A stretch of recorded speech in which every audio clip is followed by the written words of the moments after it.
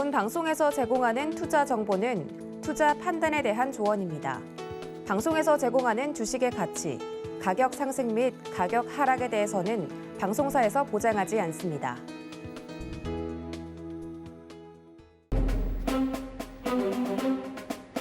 안녕하세요. 서경의 부장들, 오늘 방송 부장을 맡고 있는 저는 도부장입니다. 이번 주는 원래 회의가 준비가 되어 있는 주간이죠. 시장이 많이 좋지 않습니다. 이런 시간에 어떻게 하면 시장에 대한 전략을 좀 제대로 각 잡고 세울 수 있을지 많은 분들이 궁금하실 것 같은데요. 이 부분에 대해서 오늘 이야기를 해주실 부장님 모시고 원래 회의 진행을 해볼 테니까 끝까지 시청 부탁드립니다. 자, 오늘 부장님 바로 좀 소개를 해드려야 될 것 같은데요. 긴 휴식기를 깨고 돌아오셨습니다. 테마 부장님이신 이 부장님 인사드리겠습니다. 위원님 어서 오세요. 안녕하세요.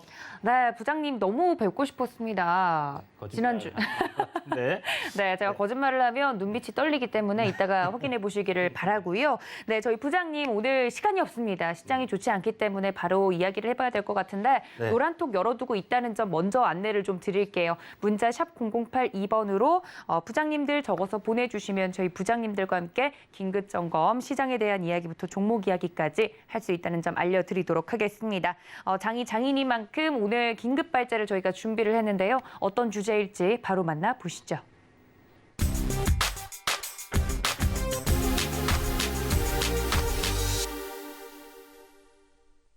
네, 코스피 지수가 연중 최저치를 결국 경신해내고야 말았습니다. 관련돼서 정말 시장에 여러 가지 변수들이 있었지만 오늘 시장 특히나 체감적으로 좋지 않은 모습이었는데요.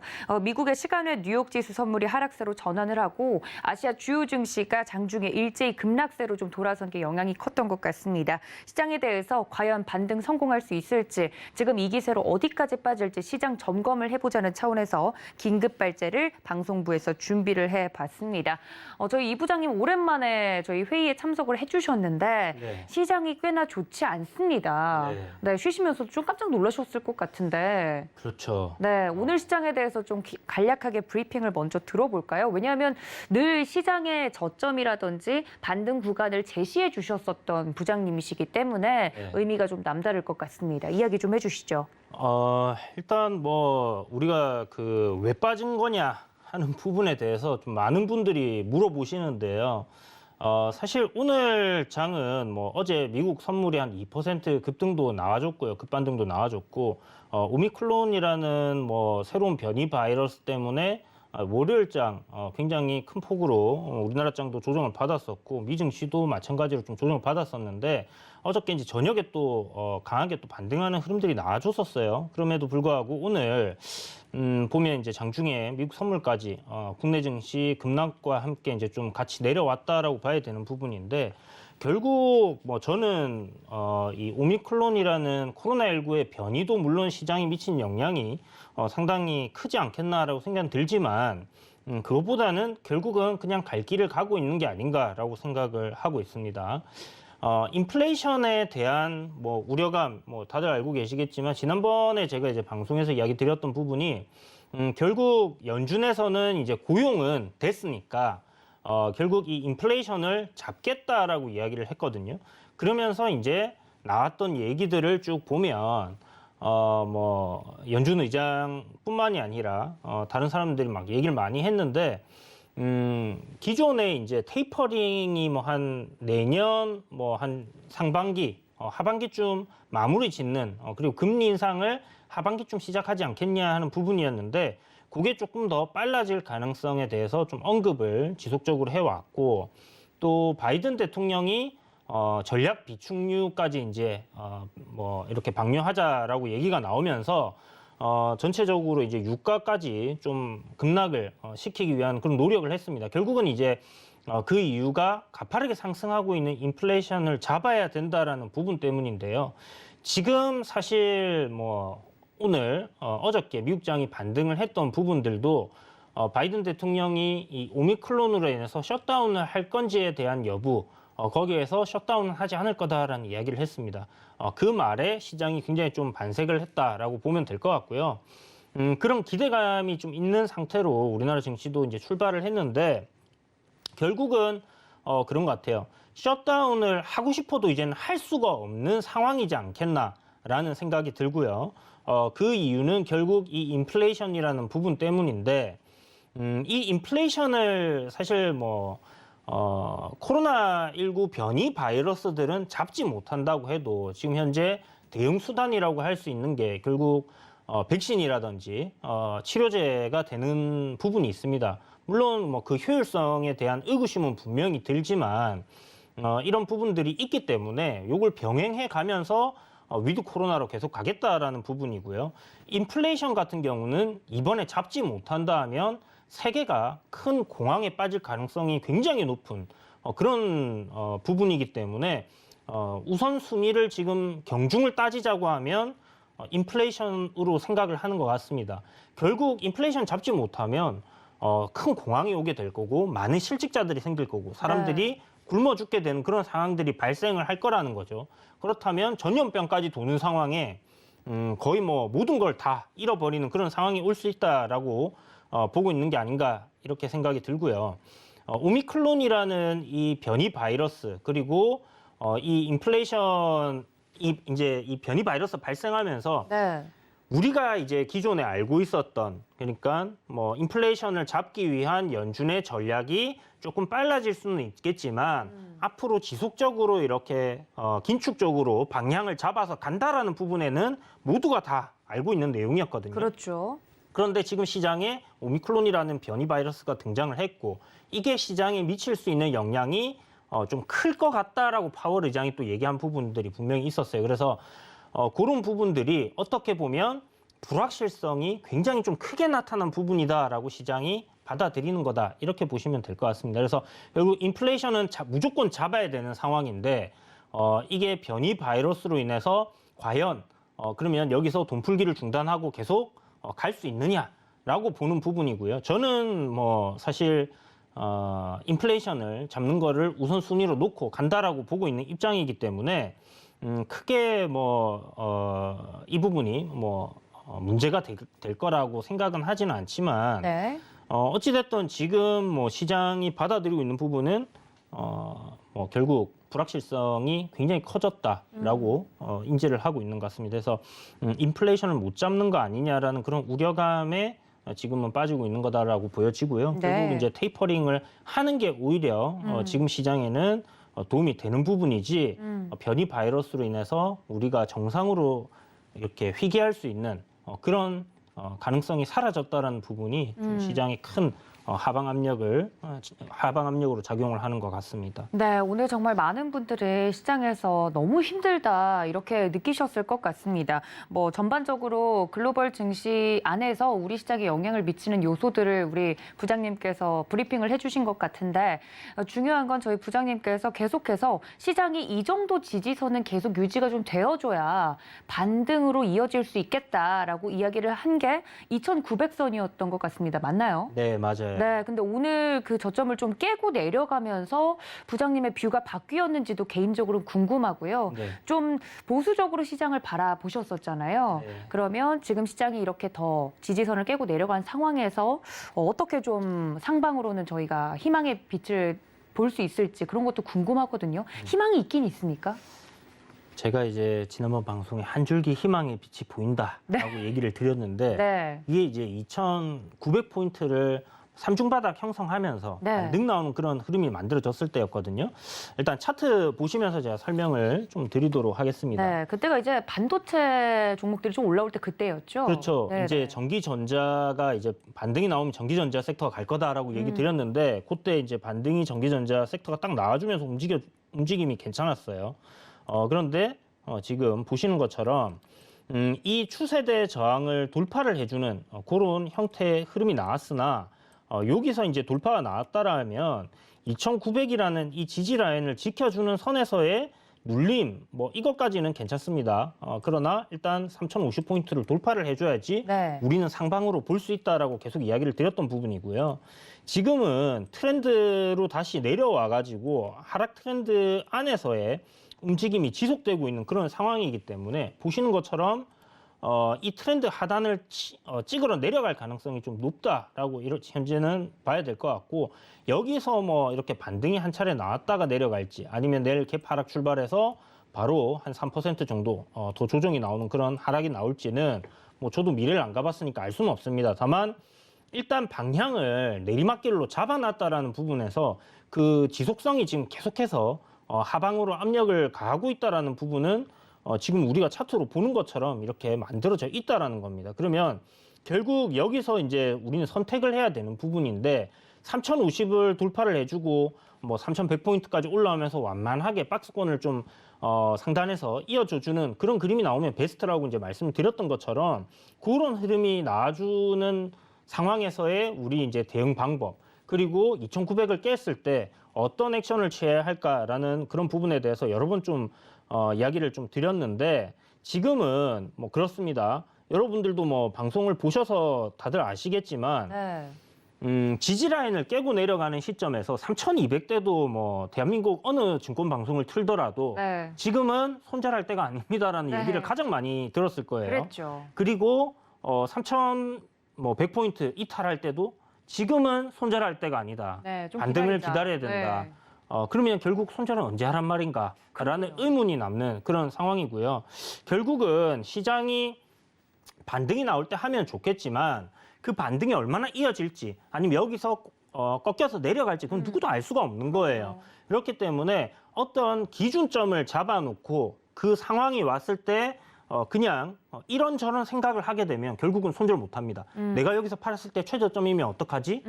그런 생각 때문에 못하는 거거든요. 당연하죠. 그렇기 네. 때문에 그냥 저는 어떤 지수적인 측면에서 2900이라는 기준을 잡아놔야 된다라고 생각을 했던 부분이고 네. 왜냐하면 추세를 이제 저점을 잡고 돌리려고 하면 이 구간을 깨면 안 돼요. 그런데 오늘 이렇게 이탈시켰다는 것은 하방으로 더 내려가겠다라고 그냥 보여주는 거다라고 생각을 해야 되는 거고요. 여기서 이제 뭐 반등이 어느 정도 나왔다가 밀릴지 아니면 그냥 계속 밀려 내려갈지 아니면 뭐 정말 드라마틱하게 시장이 급등이 나오면서 네. 3050포인트를 돌파하면서 뭐 상승 추세로 전환을 하는 그런 흐름이 나올지는 저는 모릅니다. 다만 지금까지의 방향을 보여주는 방향은 하방이기 때문에 하방으로 더 내려갈 수 있다라는 가정을 하고 그에 대응을 따른 해야 된다. 기준을 네. 잡았으니까 그대로 대응을 해야 된다라고 생각을 하고요. 네. 물론 모든 종목을 다 이렇게 뭐 2,900 깨졌으니까 전 종목 다 손절해야지가 아니라 종목마다 대응 전략은 분명히 달라야 될 거예요. 그렇죠. 싸게 저가에 모아갈 수 있는 기업들 같은 경우는 뭐 지금 관망하면 될 거고요. 왜냐하면 시장이 더 내려가서 저점을 만들지 어떨지는 모르겠지만 시장이 그래도 어느 정도 안정을 찾고 난 이후에 그런 종목들은 사도 늦지 않을 겁니다. 왜냐하면 대부분 우량한 기업들이 갑자기 급반등이 엄청나게 빠르게 나오는 그런 경우는 코로나19처럼 시장이 완전 무너졌다가 올라오는 V자 반등으로 올라오는 그런 시점이 아니면 일어나지 않을 거고요. 네.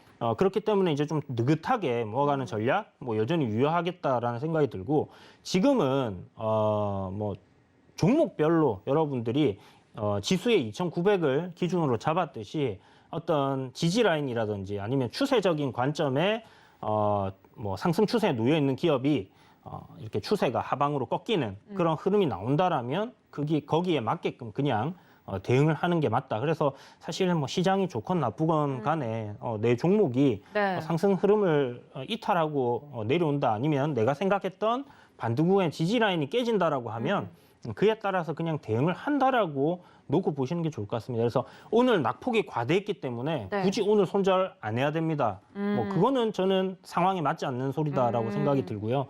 그렇게 따지게 되면 결국은 손절은 절대 못 한다. 그러니까요. 언제 그렇기 하란 때문에, 말이죠. 그렇죠. 네. 그래서 시장이 일단은 여기서 오늘 좀 낙폭이 과하게 나온 건 맞아요. 우리가 긍정적으로 좀 볼 수 있는 부분들을 생각해 보면 네. 지금 제가 차트 흐름에서 이제 이 추세대 라인을 긋는 것도 이 유튜브 라이브 방송 교육할 때 여러분들께 다 이야기를 드렸었고 월봉에서 5월선을 이탈하게 되면 시장이 추세가 꺾일 가능성이 있다라고도 미리 다 이야기를 드렸던 부분입니다. 그런데 어찌됐든 간에 이 트렌드 라인에 대해서 우리가 적용을 해서 그러면 반등은 어디쯤 나올 건가 하는 부분을 좀 예측을 해볼 수 있겠는데 지금 현재 요 추세대 하단 라인 구간까지 밀려 내려온다라고 했을 때 한 2,750에서 2,700포인트가 되지 않겠나라고 생각이 듭니다. 그 정도 조정이 나오게 되면 지금 차트적으로 우리 이제 좀 큰 흐름을 봤을 때 주봉이나 월봉으로 이렇게 이제 고점들끼리의 추세대 저항이 있습니다. 예전에 이제 이런 추세대 저항을 만들어 놓고 이 안에서의 이제 저항을 받아왔는데 요번에 코로나19 이후에 돌파가 나왔기 때문에 이런 추세대 상단 자리는 내려올 때 또다시 지지를 받을 수 있는 그런 지지 라인으로 된다라고 볼 수 있는 거예요. 그렇다면 한 저 정도 폭을 생각을 해본다. 그렇다면 한 2,700포인트. 그리고 뭐 하락폭을 계산을 해본다라고 하면 지금 한 3,300포인트부터 3,050포인트까지 조정 한 차례 나올 때 7.5%의 조정이 나왔었고요.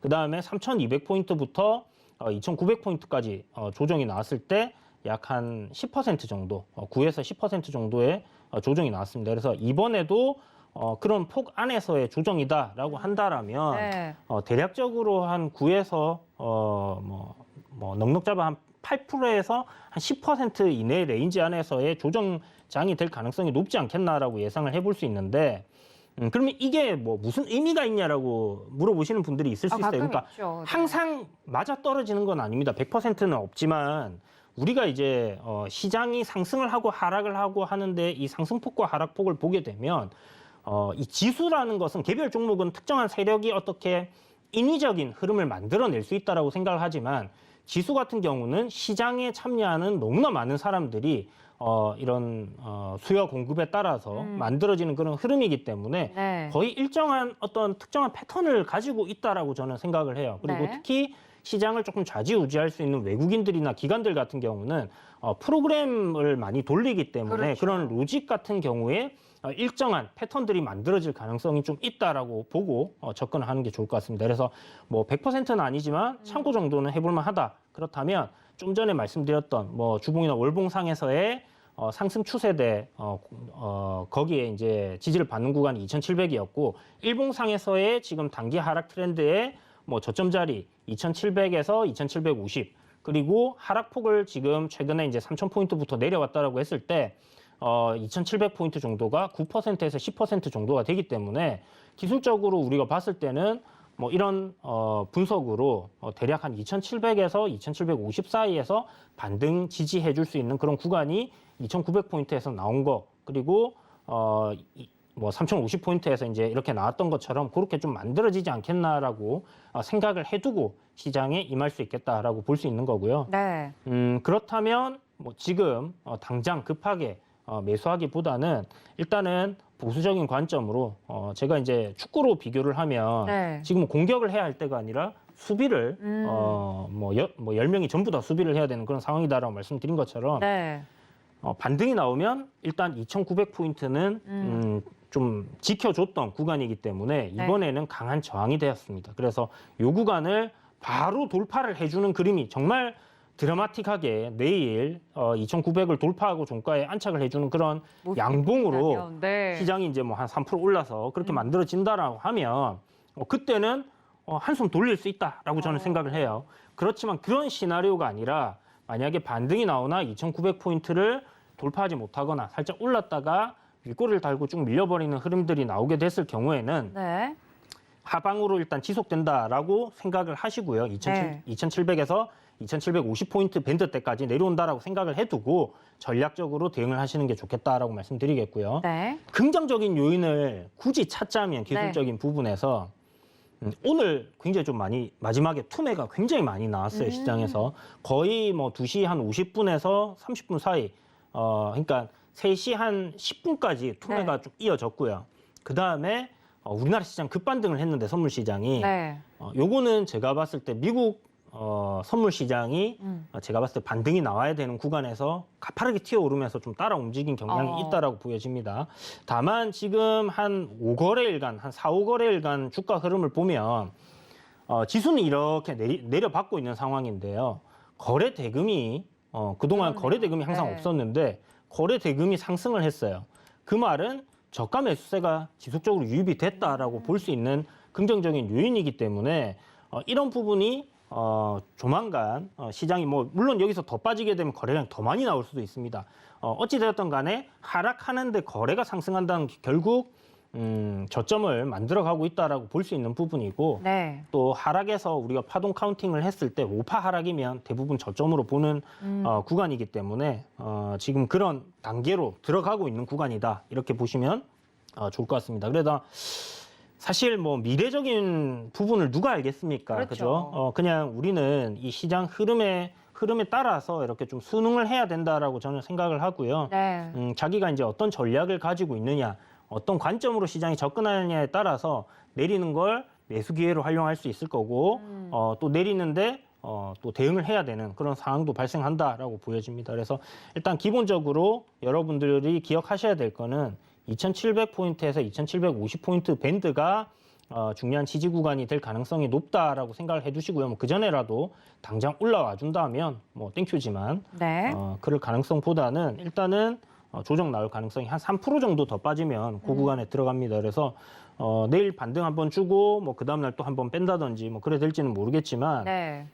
어찌됐든 하락으로 일단은 시선을 고정해 두시고 그 다음에 반등이 나온다라면 2,900포인트 위로 종가에 안착하는 흐름이 나오기 전까지는 네. 뭐 긍정적인 뷰를 들이댈 필요는 전혀 없을 것 같아요. 그래서 계속 수비에 집중하는. 그래서 반등이 나오면 일단 내 종목 보유하고 있는 종목의 비중을 축소한다 아니면 손절을 한다라는 관점으로 지켜보시는 게 좋을 것 같습니다. 네, 굉장히 중요한 이야기를 좀 해주셨습니다. 중요한 지지대가 지금 깨진 상황에서 시장을 긍정적인 면으로 무조건 보려고 하기보다는 지금은 좀 총공격보다 수비에 들어가야 되는 구간이라 근데 또 그건 맞는 것 같아요. 필드를 떠나진 않잖아요. 그렇죠. 네, 어쨌든 주식 투자를 하시는 분들이라면 수비가 됐든 공격이 됐든 계속 이 필드에 남아 있어야 되는데 지금은 총수비를 해야 되는 구간이 아닐까라고 해주시면서 내일장 그리고 이번 주장 어떤 시장의 흐름이 포착이 되는지를 계속해서 좀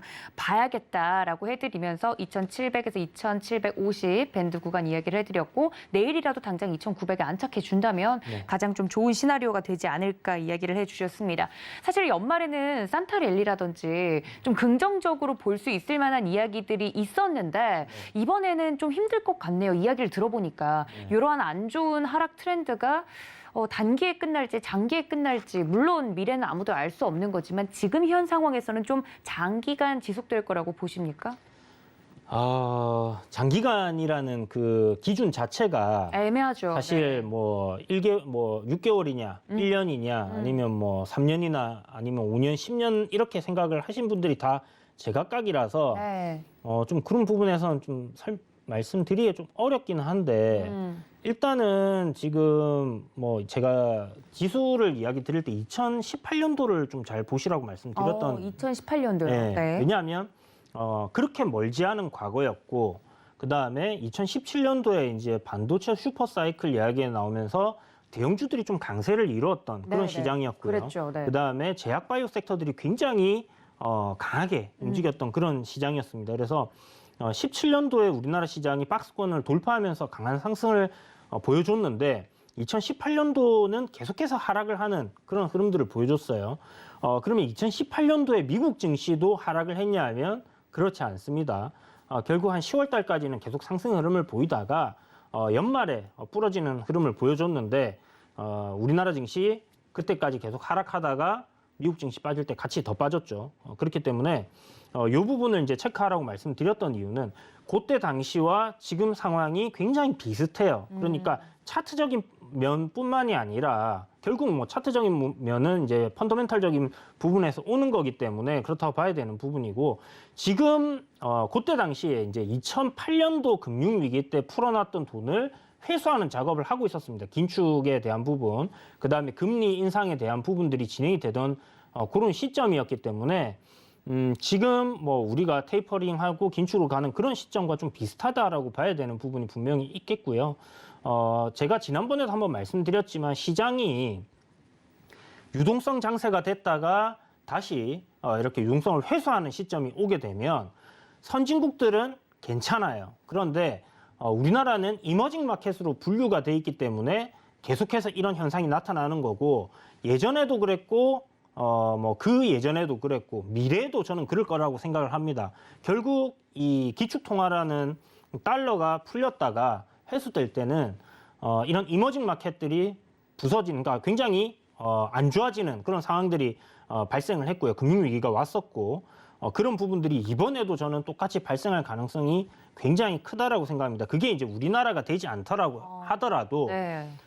분명히 이제 우리나라 태국에서 이제 시발돼서 이제 그렇게 됐던 부분들이고, 그렇죠. 뭐 아르헨티나에서 시발돼서 이제 지구를 한 바퀴 돌아서 이제 왔던 부분이기 때문에 결국은 그런 흐름들은 반복될 가능성이 높다라고 생각을 한다라면 이머징 마켓 지수가 못 가는 부분들은 뭐 지극히 정상적인 흐름이지 않나라고 생각이 들고요. 네. 특히 우리나라 같은 경우는 수출이 70%를 그렇죠. 의존하고 있죠. 의존하고 있는 네. 상황이기 때문에 전 세계 선행 지수라고 볼 수도 있는 부분이에요.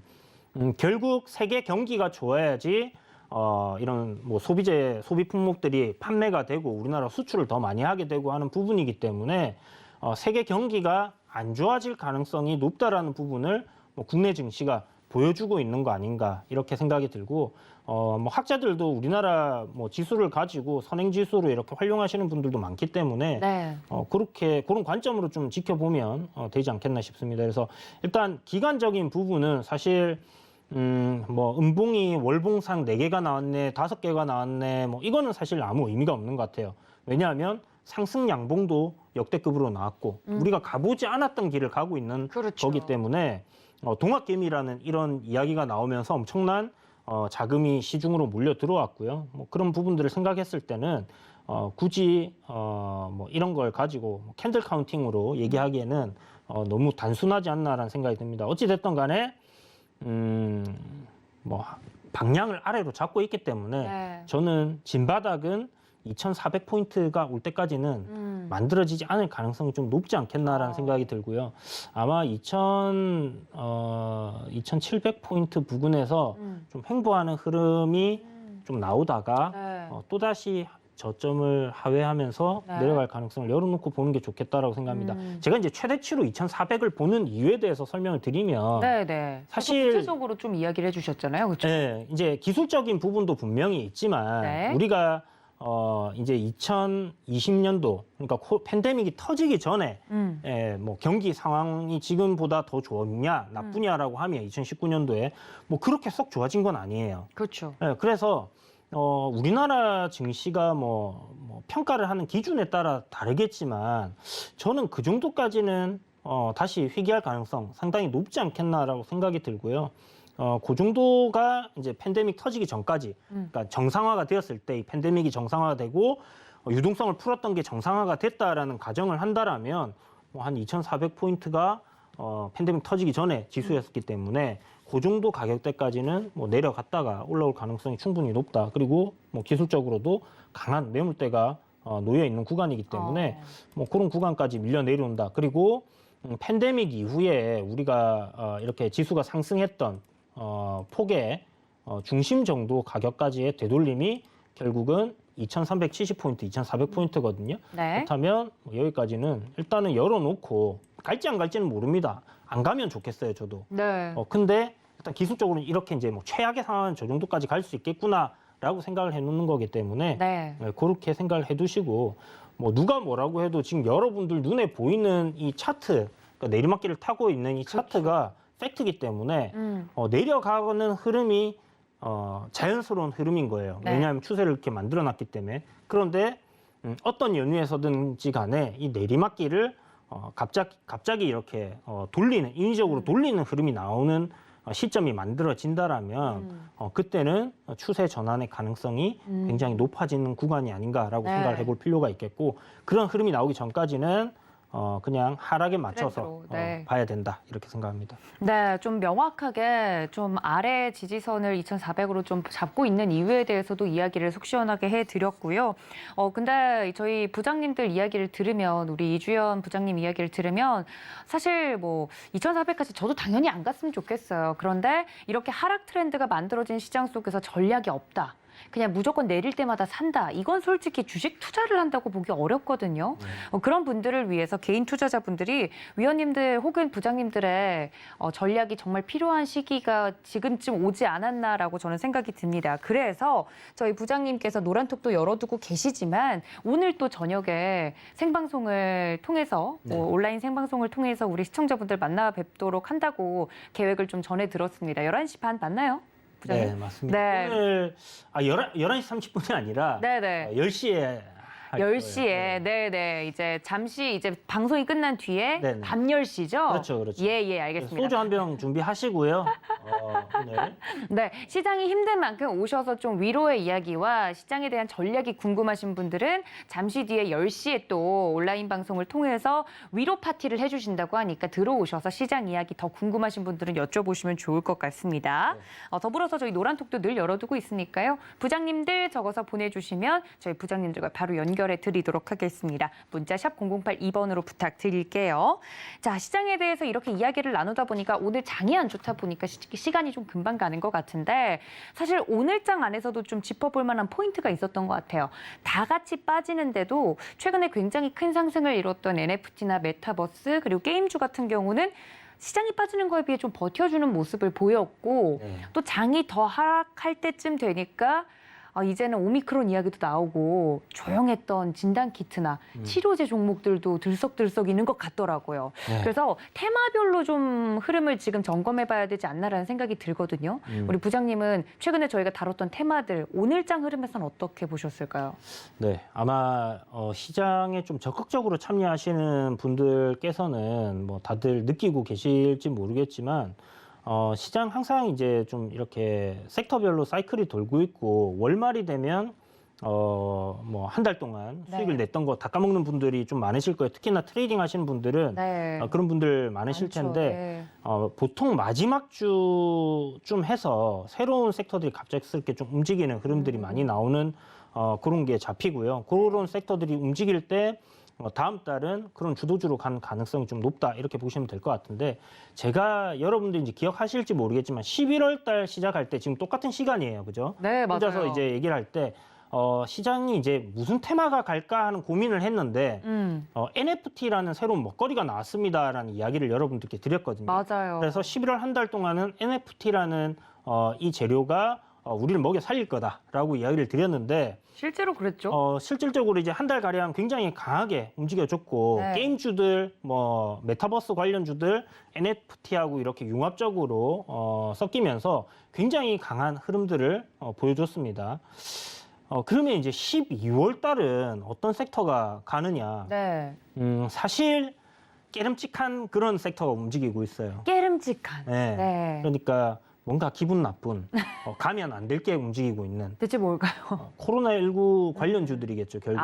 이럴 수가. 네. 근데 지금 보면 지난주 어제도 그랬었고 오늘도 그랬고 보면 뭐 물론 게임 관련주들 지속적으로 상승을 하고 있습니다만은 진단키트 관련주들이 지금 바닥권에서 머리를 들어올리면서 거래 수급이 좀 많이 들어오고 있는 상황이거든요. 네. 물론 지금 오미크론이라는 이슈도 있고 우리나라의 확진자 수가 지금 한 3일 정도는 좀 줄어들고 있는 추세긴 하지만 3,000명대, 4,000명대를 왔다 갔다 하는 그런 상황이기 때문에 앞으로 확진자 수가 더 늘어나면 늘어났지 줄어들 가능성은 위드 코로나 상황에서 없다라고 봐야 되는 부분이거든요. 그렇기 때문에 관련주들이 지금 좀 움직임이 나왔고 딱히 어떤 새로운 뭔가 신선한 재료가 나왔다라고 보기는 좀 어려워요. 그래서 지금은 무언가 신선한 그런 재료보다는 기존의 세력들이 아직 물량 정리를 못한 메타버스라든지 아니면 NFT라든지 게임주들이 당연히 이제 메타버스, NFT 이렇게 엮인 것들 위주로 지금 가고 있으니까 그런 것들, 그다음에 뭐 코인, 뭐 암호화폐 관련된 종목들이라든지 이런 것들이 조금 강하게 움직이고 있는 그런 상황이고요.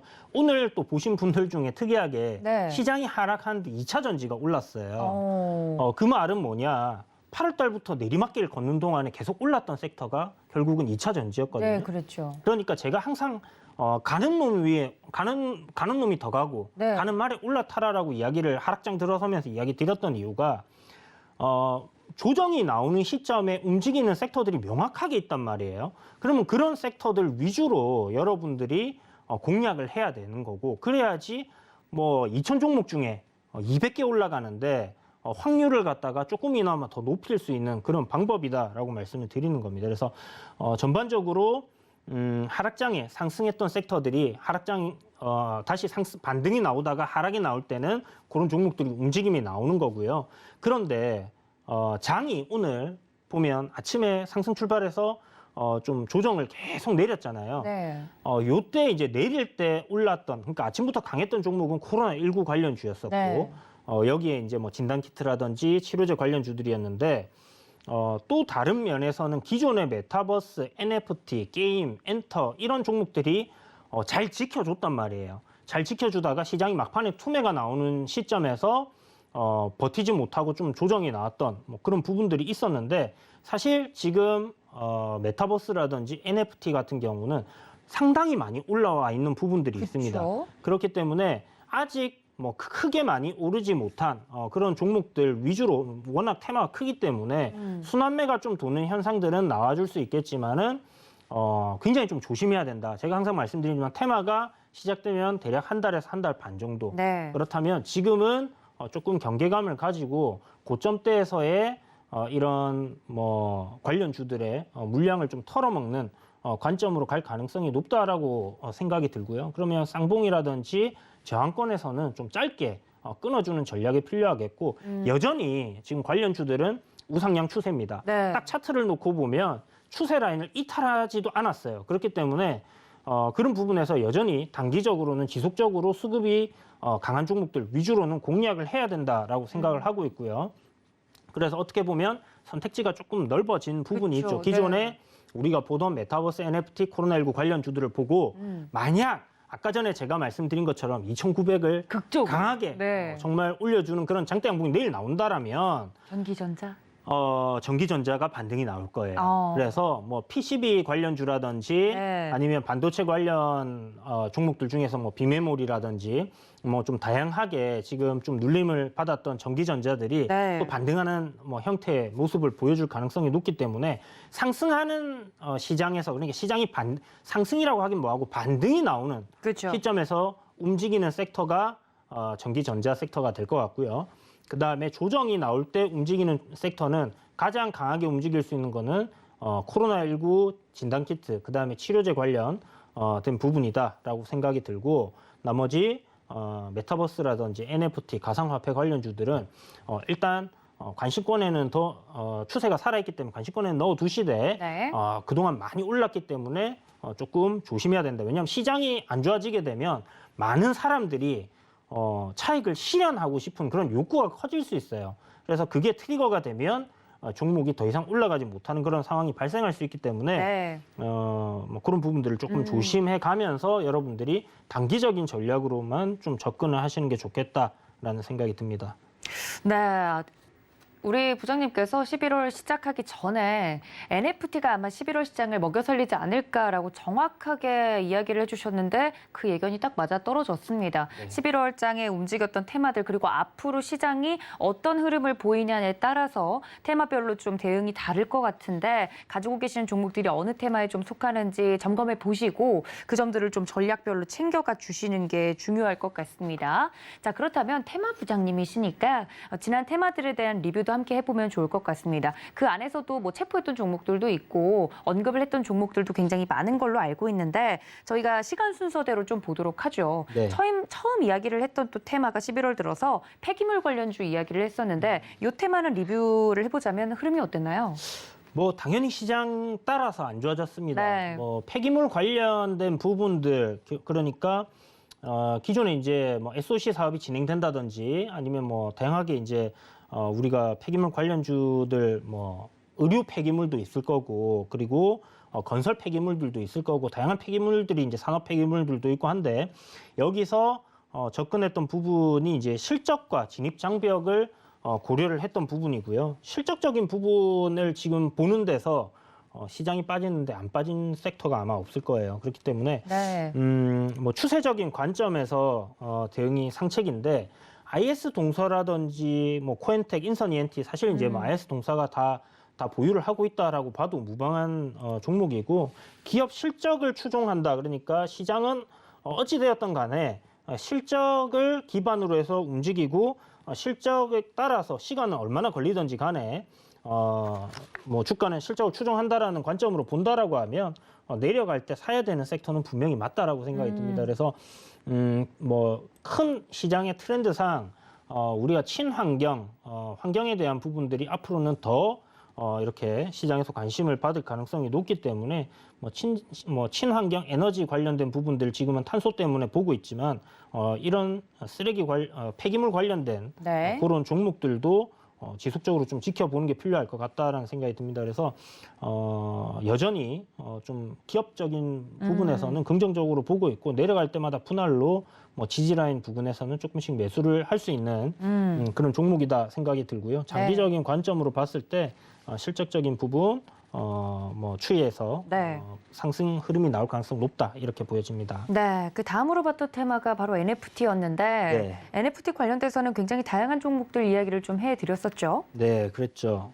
NFT 관련해서는 사실 갤럭시와 머니트리가 이제 상한가를 갖고 맞습니다. 그 다음 날 상한가 간 날 제가 이제 방송에서 다음 날도 매매를 할 거고 이런 식으로 이제 얘기 좀 설명드렸어요. 대장 준 것 같다. 그래서 상승 흐름이 좀 이어질 것 같다라고 이야기를 드렸는데 사실 꽤나 상승이 크게 나왔어요. 상한가 간 이후에서부터 고점까지 보더라도 한 90% 정도의 상승이 나왔었고요. 지금 보면 21선을 좀 이탈하는 흐름 나와줬는데 단기적인 이제 고가놀이를 하는 형태에서의 박스권 하단 자리 지금 그 구간에 좀 놓여 있다라고 보시면 될 것 같습니다. 그래서 확실히 지금은 상승 추세 완전히 이탈했다라고 보기는 약간 애매한 부분이 있어요. 그래서 이거를 이렇게 이제 저점 라인을 연결하게 되면 내일이라도 반등이 나온다라고 했을 때는 그래도 다시 한번 고점 갱신을 하는 그림으로 갈 가능성도 열어놓고 봐야 되지 않겠나라는 생각이 드는데 어찌됐든 지금 눈에 보이는 형태는 올라가던 흐름 그러니까 단기 이평선들이 수렴을 하는 흐름을 보여주고 있거든요.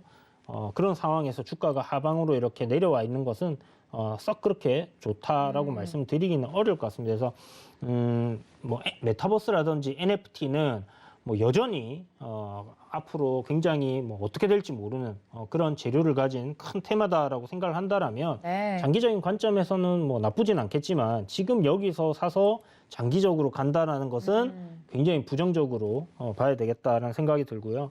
명확하게 기준을 좀 세우셔가지고 네. 대응을 하시는 게 필요하겠다. 그래서 만약에 주가가 좀 많이 내려와서 저점 구간까지 밀려 내려온다라면 그때 가서 다시 추후에 NFT가 또 한 번 더 움직임을 바라보고 공략을 해볼 수 있겠지만 네. 지금 조금 조심하자. 그러나 여전히 거래 대금이 굉장히 크고 변동성도 많기 때문에 그런 부분을 활용한 단기 매매는 괜찮다 이렇게 설명해드리겠습니다. 네, 그 다음 테마가 저희가 또 이야기가 지금 쏙 들어간 미 인프라 관련된 종목들 네네. 이야기를 좀 했었습니다만 최근 시장도 시장이지만 관련된 무거운 종목들은 더 가라앉는 느낌이에요. 그렇죠. 네. LS 일렉트릭도 있었고요. 네. 그다음에 두산 바켓도 있었고 그러니까 지금 아까도 말씀드렸지만 우리가 실적만을 기반으로 해서 보는 종목들이 지금 시장을 이겨내면서 올라가는 상황은 만들어지지 않는다라는 겁니다. 결국은 지금은 시장 참여자들에게 강한 자극을 줄 수 있는 그런 재료가 움직인다라고 봐야 되는 부분인데 오미크론 이야기가 나오면서 트리거가 되었죠. 이 코로나19 관련주들 다시 한번 강하게 반등이 나오는 흐름들이 잡히고 있는 상황이기 때문에 딱 그런 것들밖에 안 움직인다라고 보시면 될 것 같아요. 뭔가 시장에 이런 좀 투심이 얼어있는 상황에서 매수 버튼을 누를 수 있게끔 만들어주는 그런 기사거리들이 지금 시장을 움직이고 있기 때문에 결국은 지금 이런 관련주들이 조정을 나오는 것은 자연스러운 현상이라 생각이 들고요. 어찌됐든 8년에서 10년간 장기적인 관점으로 미국에서 이제 투자가 이루어지는 만큼 실적 대비해서는 저평가된 종목이고 앞으로 실적은 좋아질 종목이라고 하면 저점 구간에서 매수는 이어가야 된다라고 생각을 하는 겁니다. 그렇다면 제 생각에 두산 바켓 예로 든다면 33,000원, 33,500원 이 정도 구간에서는 좀 적극적으로 매수를 해놓고 일단 손절을 하더라도 공략을 해볼 수 있는 위치가 아닐까라는 생각이 들고요. 그냥 나는 아예 손절 없이 가겠다 하시는 분들은 분할로 조금씩 계속 모아가는 전략 내릴 때마다 그렇게 접근을 한다라면 분명 시간 투자를 했을 때 수익을 낼 수 있는 기업이다라고 생각이 드니까 네. 그런 부분들로 참고하시면 좋을 것 같아요. 네, 미국 인프라 법안 관련주들도 저희가 테마로 다뤄봤었고요. 이제 그 다음이 반도체 관련된 종목들, 저희가 반도체 반등이 오면서 시장 반등하나 이런 이야기를 나눴었는데 네. 그때도 다양한 종목들이 움직였었죠. 네, 맞습니다. 삼성전자도 어느 정도 조금 움직여줬고요. 네. SK하이닉스도 어느 정도 움직여줬는데 보면 지금 삼성전자가 이제 우리나라 지수에 미친 영향이 굉장히 크잖아요. 그런데 지금 삼성전자 차트를 보시게 되면 오늘 시장이 2,900을 이탈하는 흐름이 나왔으나 7만 원대, 그러니까 횡보를 하면서 지지를 했더니 7만 원대를 지켜줬단 말이죠. 이게 조금 시사하는 바가 저는 크지 않나라고 생각이 들고요. 삼성전자, 전기전자 섹터로의 외국인들의 매수세는 오늘 이어졌다라고 보여지거든요. 그러면 이 삼성전자가 이 7만 원짜리대를 깨지 않는 한 조만간 저점을 좀 잡을 가능성 상당히 높아진다라고 네. 생각을 해볼 수 있을 것 같고 거래량 뭐 당연히 오늘 올랐다 내렸다 다시 올라가고 했기 때문에 굉장히 크게 나왔습니다. 평소에 없는 거래량이 나왔는데 그게 이제 지지라인 부근에서 터졌다라고 생각을 해본다면 결코 나쁘지 않은 뭐 흐름이다. 근데 뭐 이걸 깨버린다라고 하면 당연히 나빠지겠죠. 그래서 반도체 관련해서는 지금 보면 제가 그 반도체 섹터 얘기할 때 동진 세미캠이라는 기업하고요. 맞습니다. 그 다음에 심텍, 심텍, 뭐 네. 이 PCB 관련주죠. 심텍하고 그 다음에 뭐 대덕전자, 코리아서키트 이런 이야기를 드렸었어요. 보면 실적적인 부분, 매출도 증가를 하고 영업이익도 증가를 하고 이런 기업들이었기 때문에 전기전자 섹터에서는 요거 관련주들을 여러분들이 지속적으로 좀 관심을 가지시고 시장이 만약 크게 조정이 나온다라면 저가 매수를 한번 노려볼 수 있는 그런 종목들이 여전히 된다라고 생각이 들고요. 네.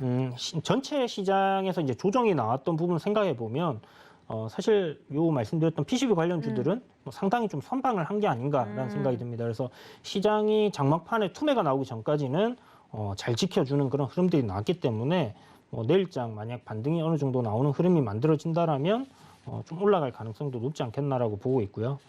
한번 잘 참고를 하셔갖고 저점 매수를 노려보시길 바라겠습니다. 네, 반도체 관련돼서 특히 PCB 관련 종목들 언급을 해드렸던 걸 리뷰를 들어봤습니다. 저희 이제 마지막에 이야기를 나눴던 게 폐배터리 관련돼서도 이야기를 나눴었는데 이쪽은 어떤가요?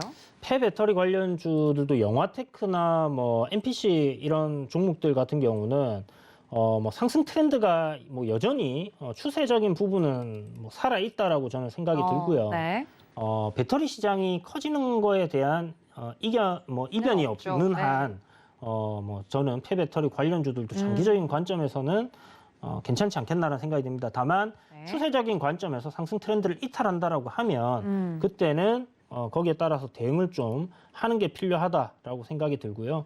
일단 뭐 시장 따라서 다 빠지는 거기 때문에 시장 반등 나와주는 흐름, 네. 지지 받아주는 흐름과 함께 좀 움직일 가능성 높다 이렇게 생각됩니다. 네, 지난 11월간 이야기를 나눴던 여러 가지 테마를 테마 부장님과 함께 이야기를 나눠봤습니다. 저희 부장님 오늘 시장이 안 좋은 만큼 무료 방송 진행을 해주신다고 하는데 10시에 진행이 될 예정이고요.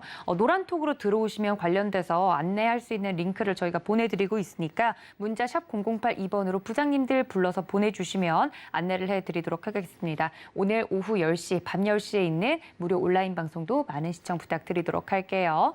더불어서 12월에는 저희 서울경제TV 전문위원님들이 직접 오프라인으로 여러분들을 찾아갑니다.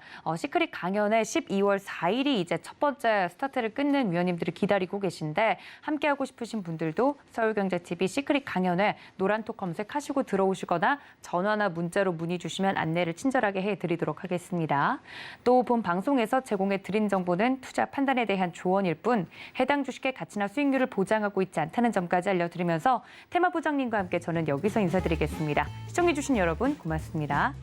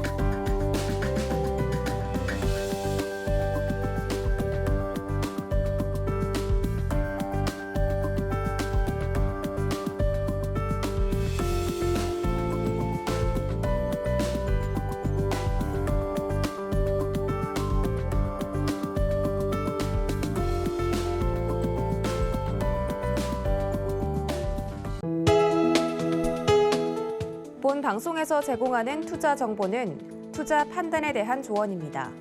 방송에서 제공하는 주식의 가치, 가격 상승 및 가격 하락에 대해서는 방송사에서 보장하지 않습니다.